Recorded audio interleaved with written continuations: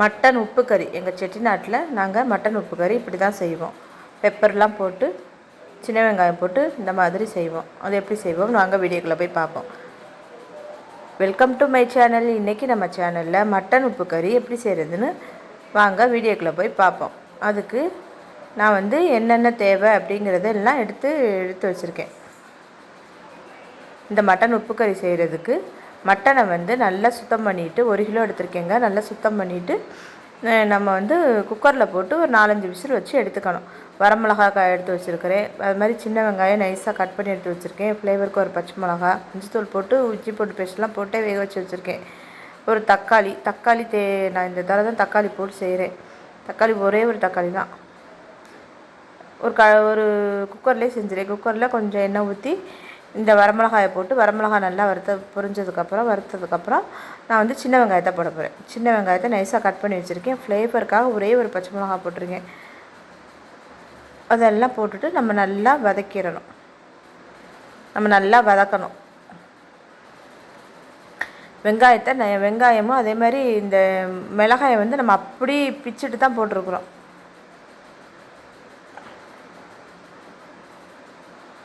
சில பேர் இதை வறுத்துட்டு கூட போடுவாங்க. நான் இன்றைக்கி அப்படி தான் போட்டிருக்கேன்.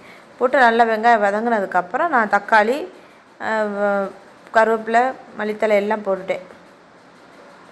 போட்டுட்டு நல்லா அதை அதுக்கு வதங்குறது கொஞ்சம் உப்பும் போட்டு நல்லா வதக்கி விட்டோன்னு தக்காளியோட உருவம் தெரியாத அளவுக்கு நல்லா வதக்கி விட்டுட்டு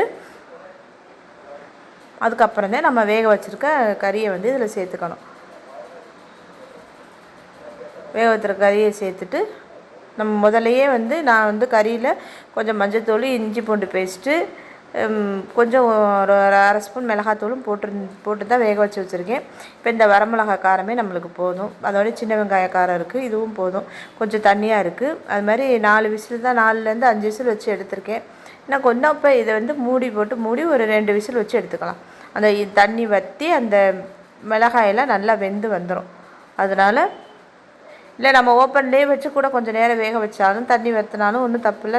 எனக்கு வேகமாக சட்டுன்னு செய்யணுங்கிறதுனால நான் குக்கரை மூடி ஒரு 2 விசில் மட்டும் வச்சுட்டு நான் அடுப்பை ஆஃப் பண்ணிவிடுவேன். அதுக்கப்புறமும் தண்ணி சேர்த்து இருந்ததுன்னா நம்ம இன்னும் கொஞ்சம் நேரம் நம்ம தண்ணியை வற்ற விடணும். நம்ம மூடி நம்ம விசில் வந்ததுக்கப்புறம் பார்ப்போம். விசில் வந்துருச்சு. இப்போ பார்ப்போம். தண்ணி சத்து இன்னமும் கொஞ்சம் தண்ணி சத்து இருக்க தான் செய்யுது. இப்போ இதுக்காக நான் இன்னும் ஒரு 10 நிமிஷம் நம்ம வேக வச்சுக்கிறேன். ஆனால் முடிஞ்ச வரைக்கும் தண்ணி ரொம்ப நம்ம வேக வைக்க கறி குழஞ்சிரும். என்ன சொல்கிறது, ஆமாம், ரொம்ப வெந்துட்டாலும் நான் ஒரு மாதிரி டேஸ்ட்டு மாறும்ல. அதனால் முடிஞ்ச வரைக்கும் தண்ணியை கரெக்டாக ஊற்றி வைங்க. நான் இன்றைக்கி கொஞ்சம் ஒரு கல்லுக்கு தண்ணி ஒரு 1/4 கப்பு கொஞ்சம் கூடிடுச்சு தண்ணி. அதுக்கப்புறம் நான்